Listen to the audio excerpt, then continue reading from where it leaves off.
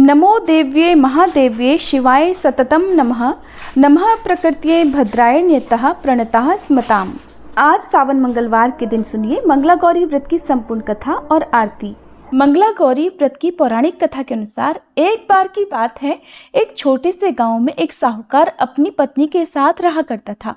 साहूकार धनवान था, उसके घर में धन या सुख समृद्धि की कोई कमी नहीं थी, लेकिन फिर भी वह और उसकी पत्नी संतान न होने के कारण बहुत दुखी रहा करते थे। संतान की कमी उन्हें हमेशा कचोटती रहती थी।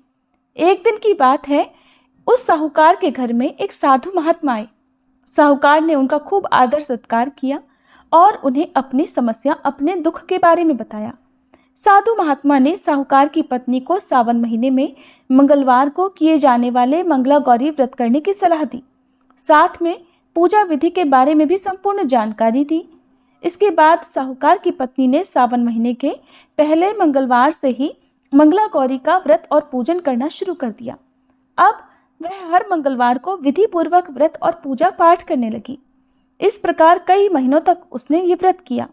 एक दिन उसकी भक्ति से प्रसन्न होकर माता पार्वती ने भगवान शिव से साहूकार और उसकी पत्नी को संतान प्राप्ति का वरदान देने के लिए कहा। साहूकार को उसी रात स्वप्न में एक दिव्य शक्ति ने दर्शन देकर कहा, हे साहूकार, एक आम के पेड़ के नीचे भगवान गणेश की मूर्ति विराजमान है। तुम उस पेड़ से आम तोड़कर अपनी पत्नी को खिला देना, इससे तुम्हें संतान की प्राप्ति का सुख अवश्य मिलेगा। साहूकार ने अगले दिन सुबह उठकर अपनी पत्नी को इस सपने के बारे में बताया और वह उस आम के पेड़ को ढूंढने निकल पड़ा। बहुत देर तक ढूंढने के बाद आखिरकार साहूकार को वह आम का पेड़ मिला जहां भगवान गणेश की मूर्ति विराजमान थी। उसने आम तोड़ने के लिए उस पेड़ पर पत्थर मारना शुरू कर दिया। पत्थर फेंकने से एक आम तो टूटकर नीचे गिर गया, लेकिन गलती से पत्थर जाकर भगवान गणेश की प्रतिमा को लग गया। इससे भगवान गणेश क्रोधित हो गए और उन्होंने प्रकट होकर उस साहूकार को श्राप देते हुए कहा कि हे स्वार्थी मनुष्य, तूने अपने स्वार्थ के कारण मुझे चोट पहुंचाई है। तुझे माँ पार्वती की कृपा से संतान की प्राप्ति तो होगी, लेकिन उसकी मृत्यु 21 वर्ष की आयु में ही हो जाएगी। ये सुनकर साहूकार बहुत घबरा गया और वह वापस घर चला गया। उसने वह फल अपनी पत्नी को खिला दिया, लेकिन किसी को भी इस घटना के बारे में नहीं बताया। कुछ दिन बाद भगवान शिव और माता पार्वती के आशीर्वाद से साहूकार और उसकी पत्नी को पुत्र की प्राप्ति हुई, जिससे उन दोनों के जीवन में खुशियों का ठिकाना नहीं रहा। लेकिन साथ ही साहूकार इस बात से भी मन ही मन चिंतित था कि उसका पुत्र अल्पायु होगा। देखते देखते समय बीतने पर वह बालक 20 वर्ष का हो गया और व्यापार में अपने पिता का हाथ बटाने लगा। एक दिन घर लौटते समय साहूकार पेड़ की छांव में तालाब किनारे बैठकर अपने पुत्र के साथ भोजन करने लगा। तभी वहां पर कमला और मंगला नामक 2 कन्याएं कपड़े धोने के लिए आईं और कपड़े धोते हुए आपस में बात करने लगी। कमला ने मंगला से कहा कि बहन, मैंने इस सावन मास में प्रत्येक मंगलवार को मंगला गौरी व्रत रखने का निश्चय किया है। तुम भी माँ पार्वती को समर्पित ये व्रत अवश्य करना। इससे माता पार्वती प्रसन्न होती हैं और उनकी कृपा दृष्टि भी अपने भक्तों पर बनी रहती है। इस व्रत को करने से मनोवांछित वर और अखंड सौभाग्य की प्राप्ति भी होती है। कमला की बात सुनकर मंगला भी इस व्रत को करने के लिए तैयार हो गई। दूसरी ओर साहूकार ने उन दोनों कन्याओं के बीच की बात को पूरा सुन लिया और अपने मन में ये सोचा कि ये कन्या मंगला गौरी व्रत करती है, इससे इसे अखंड सौभाग्य की प्राप्ति होगी, तब तो ये मेरे पुत्र के लिए योग्य वधू साबित होगी।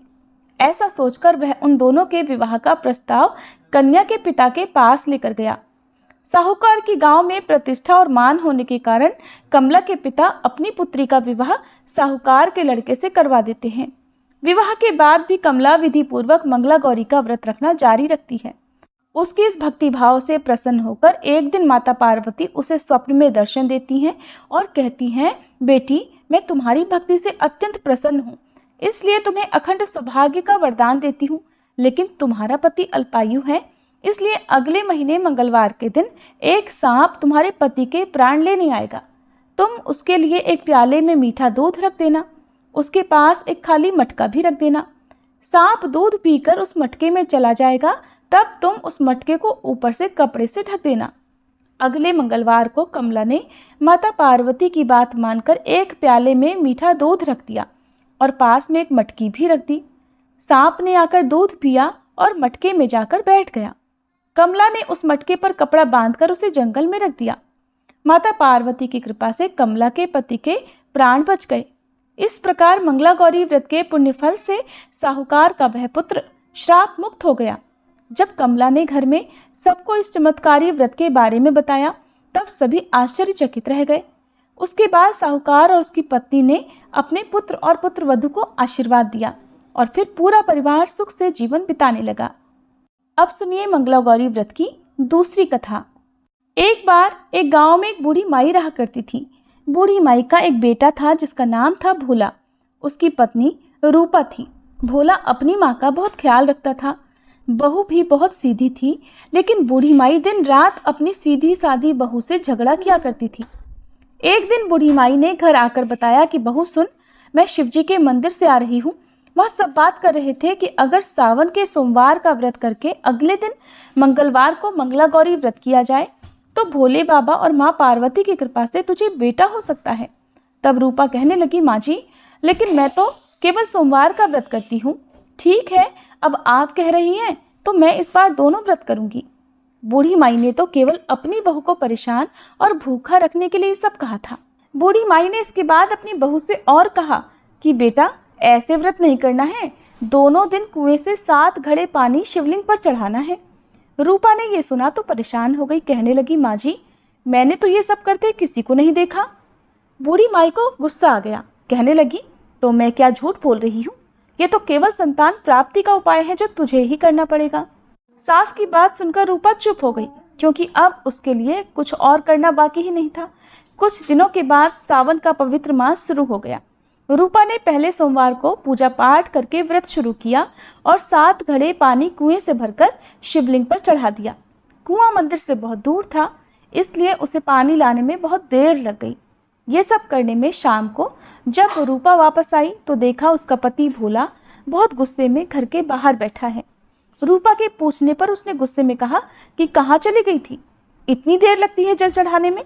घर में मेरी माँ भूखी बैठी है और तू घूम घूम कर पूरा गांव देख रही है। ऐसा कहकर भोला ने रूपा को खूब मारा। रूपा मार खाकर बिना कुछ खाए सो गई।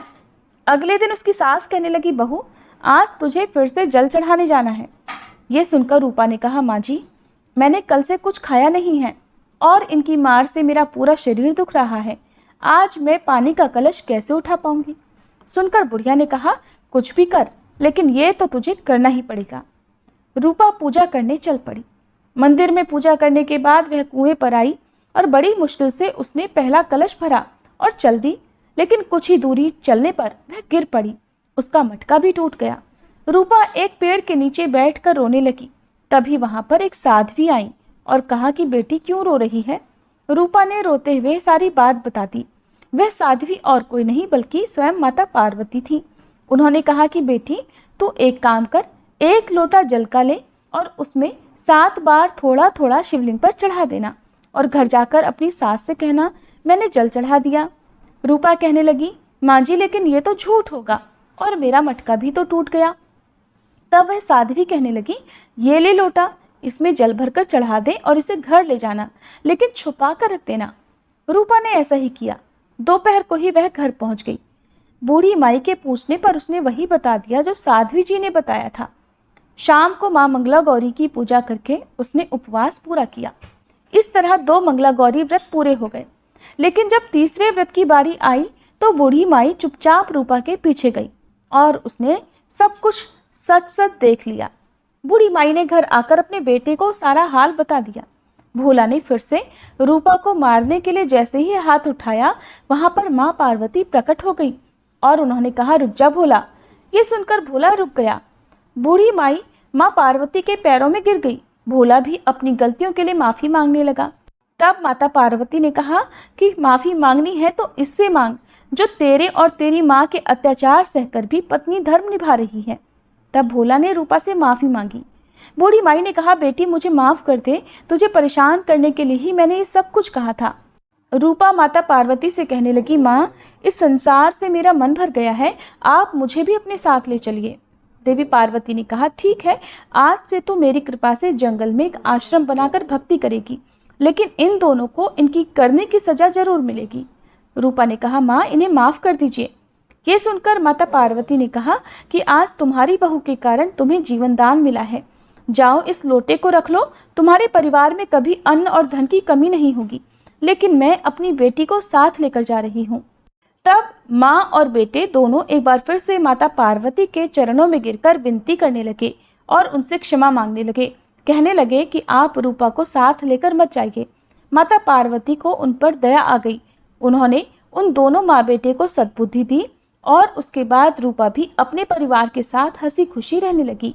माता पार्वती की कृपा से कुछ ही महीने बाद उनके घर में एक पुत्र ने जन्म लिया। इस प्रकार जो भी भक्त सच्चे मन से जैसी भी कामना मन में रखकर मंगला गौरी व्रत रखते हैं या व्रत की कथा का श्रवण करते हैं, उनकी हर मनोकामना माता पार्वती की कृपा से पूर्ण होती है। अब सुनिए आरती।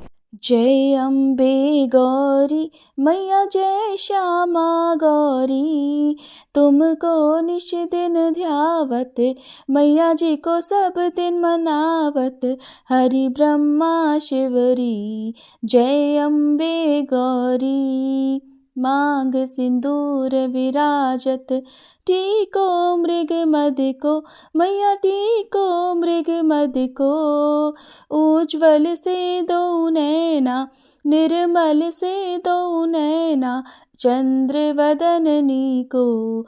जय अम्बे गौरी, कनक समान कलेवर, रक्तांबर राजे, मैया रक्तांबर राजे, रक्त पुष्प गलमाला, लाल पुष्प गलमाला, कंठन पर साजे। जय अम्बे गौरी, के हरिवाहन राजत, खड्ग खपर धारी, मैया खड्ग खपर धारी, सुर नर मुनि जन सेवत, सुर नर मुनि जन सेवत, तिनके दुख हारी।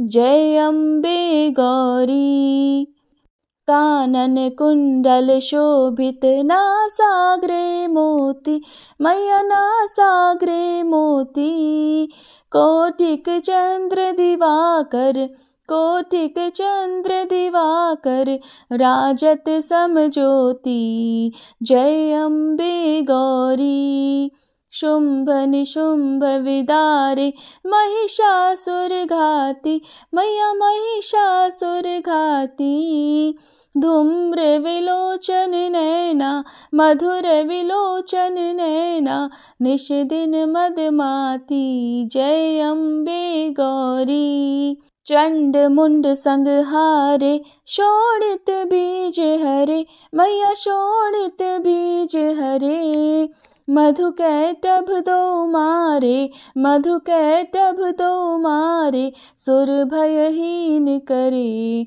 जय अम्बे गौरी, ब्रह्माणी रुद्राणी, तुम कमला रानी, मैया तुम कमला रानी, आगम निगम बखानी, तुम शिव पट रानी। जय अम्बे गौरी, 64 योगिनी मंगल गावत, नृत्य करत भैरू, मैया नृत्य करत भैरू, बाजत ताल मृदंगा, बाजत ढोल मृदंगा, अरु बाजत डमरू। जय अम्बे गौरी, तुम ही जग की माता, तुम ही हो भरता, मैया तुम ही हो भरता, भक्तन की दुख हरता, भक्तन की दुख हरता, सुख संपत्ति करता।